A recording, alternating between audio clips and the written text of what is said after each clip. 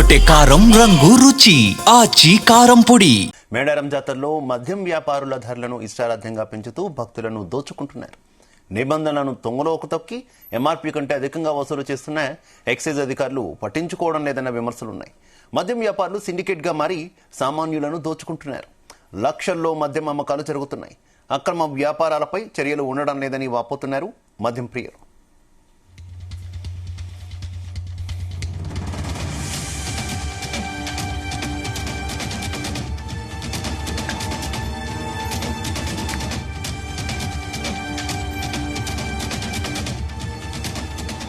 మేడారం జాతరలో మద్యం వ్యాపారులు ధరలను ఇష్టారాధ్యంగా పెంచుతూ భక్తులను దోచుకుంటున్నారు.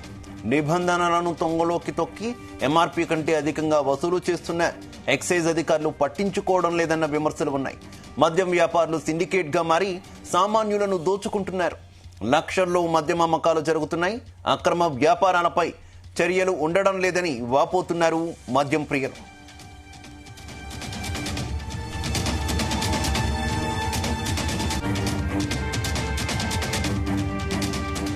ఇదే విషయానికి సంబంధించి మరింత సమాచారం మా కరెస్పాండెంట్ శ్రీకాంత్ అందిస్తారు. శ్రీకాంత్, తెలంగాణ కుంభమేళాగా పేర్కొల్సినటువంటి మేడారం సమ్మక్క సారలమ్మ జాతర సంబంధించి ఇప్పటికే భారీగా అయితే భక్తులు అయితే పోటెత్తులని చెప్పొచ్చు. సుమారుగా ఈ జాతరకు 1.5 నుంచి 2 కోట్ల వరకు అయితే కూడా పబ్లిక్ వచ్చే అవకాశం అయితే ఉంది. ప్రధానంగా ఈ నెల రోజుల నుంచే కూడా దాదాపుగా 50 లక్షల పైగా అయితే భక్తులు అయితే వచ్చినటువంటి పరిస్థితి కనిపిస్తుంది.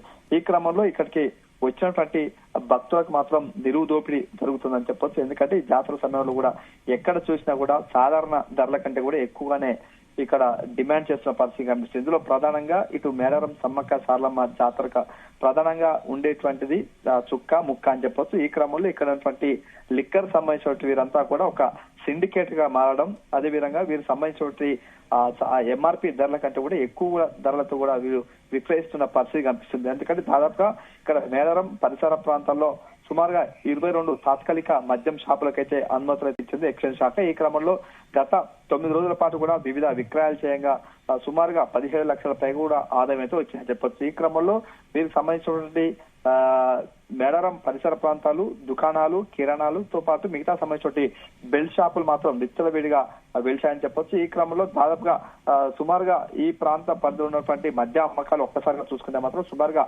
1,40,00,000 పైగా అయితే కూడా ఇక్కడ మద్యం విక్రయాలు జరిగినట్లు తెలుస్తుంది. ఈ క్రమంలో మద్యం వ్యాపారం మాత్రం ఒక సిండికేట్ గా మారడం, ఇక్కడ ఎంఆర్పీ ధరల కంటే ఎక్కువ కూడా విక్రయిస్తున్న పరిస్థితి కనిపిస్తుంది. ఎందుకంటే సాధారణంగా ఒక లైట్ బీర్ కి అయితే 180 రూపాయలు అయితే ఎంఆర్పీ ధరగా ఉంటుంది. కానీ ఈ జాతర సమయాన్ని ఆసరాగా చేసుకోవడం, భక్తుల రద్దీని ఆసరాగా చేసుకున్నటువంటి బెల్ట్ షాపు యాజమాన్యాలు, మిగతా సంబంధించినటువంటి కిరాణా దుకాణం సముదాయం వీరంతా కూడా 250 రూపాయల చొప్పున కూడా ఒక్కో బీర్ అమ్ముతున్నారు. అదే మిగతా సంబంధించి బ్రాండ్ సంబంధించి స్ట్రాంగ్ బీర్లకైతే 290 రూపాయలు, మిగతా సంబంధించి క్వార్టర్ హాఫ్ సంబంధించిన మందులకైతే కూడా సుమారుగా 50 నుంచి 100 రూపాయలు ఎక్కువ కూడా విక్రయాలు అయితే కొనసాగుతూ చెప్పొచ్చు. ఈ క్రమంలో ఇటు ఎక్సైజ్ శాఖ మాత్రం దీనిపై కూడా నిర్లక్ష్యంగా వ్యవహరిస్తుందని చెప్పొచ్చు. ఎందుకంటే ఇక్కడ అధిక ధరలు అమ్మినా కూడా మిగతా సంబంధించిన అనుమతి లేనటువంటి బెల్ట్ షాపులపై వీరైతే రైడ్ చేయాల్సి ఉంది. వారిని కూడా అరికట్టాల్సిన అవసరం అయితే ఉంది. కానీ ఇక్కడ వారికి ఉన్నటువంటి టార్గెట్స్ ఉన్న నేపథ్యంలో కూడా వారి మద్యం విక్రయాలు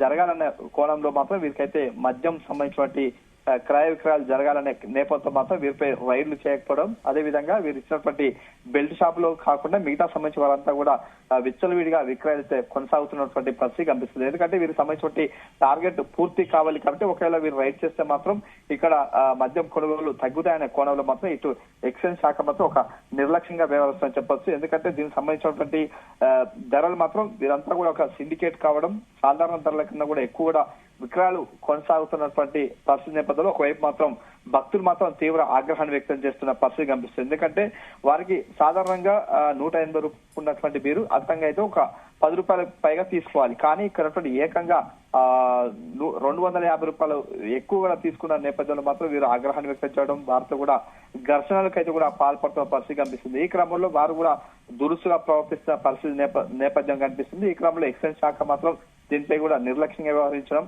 అదేవిధంగా వారిపై ఎలాంటి రైళ్లు చేయకపోవడం, వారిని పూర్తిగా వదిలేసినటువంటి పరిస్థితి కనిపిస్తుంది. ఈ క్రమంలో నెక్స్ట్ జరిగేటువంటి జాతర మాత్రం ఇంకొక 2 రోజుల సమయం మాత్రం ఉంది. ఈ నెల 28 నుంచి 31 వరకు 4 రోజుల పాటు అయితే జరుగుతుంది.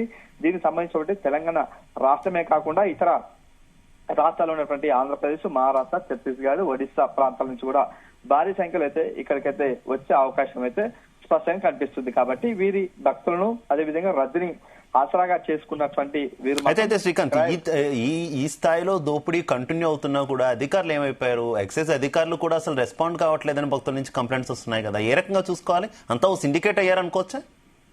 ఖచ్చితంగా చెప్పొచ్చు. ఎందుకంటే వీరు సంబంధించినటువంటి లిక్కర్ సంబంధించి మాత్రం ఎక్సైజ్ శాఖ మాత్రం కొన్ని ఏతుందో కూడా క్రయ విక్రయాలు చేయాలని చెప్పి ఒక టార్గెట్ పెట్టారు. ఎందుకంటే జాతర సమయంలో గిన్ని కోట్ల బిజినెస్ చేయాలని చెప్పి ఎక్సైజ్ శాఖకి అయితే ఆదేశాలు జారీ చేసిన నేపథ్యం అదే తరహాలో కూడా సంబంధించిన అధికారులు కూడా అదే ధోరణితో వెళ్లే పరిస్థితి కనిపిస్తుంది. ఎందుకంటే ఇతర రాష్ట్రాల నుంచి లిక్కర్ రాకుండా కేవలం తెలంగాణ రాష్ట్రానికి సంబంధించిన లిక్కర్ నే ఎక్కువ వీరికైతే అందించాలనే కోణంలో మాత్రం వీరు నిఘా పెట్టడం జరుగుతుంది. కానీ ఇక్కడ జాతర సంబంధించినటువంటి వీరికి మాత్రం ఒక సిండికేట్ గా కావడం, వారికి సంబంధించిన మద్యం విక్రయాలు మాత్రం ఇక్కడ వీరికి సంబంధించినటువంటి తెలంగాణ ప్రభుత్వానికి సంబంధించిన లిక్కర్ మాత్రమే కొనుగోలు చేసే విధంగా అయితే వీరు చర్యలు చేపడుతున్నారు. కానీ ఇక్కడ ఉన్నటువంటి సాధారణ ధరల కంటే కూడా ఎక్కువ కూడా క్రయ విక్రయాలు జరుగుతున్నాయి.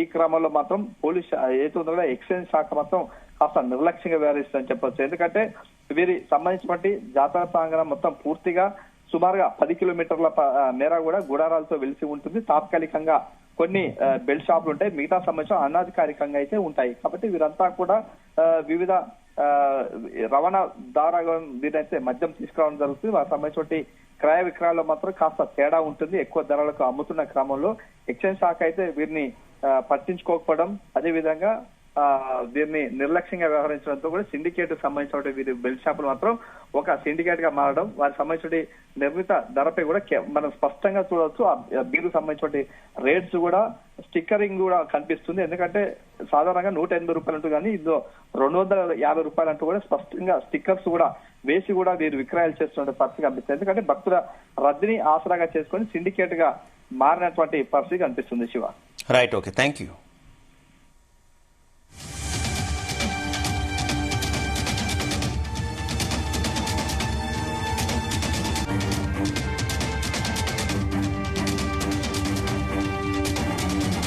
గుమగుమల వంటలే వంటలే తెరకొట్టే కారం రంగు రుచి ఆచి కారం పొడి.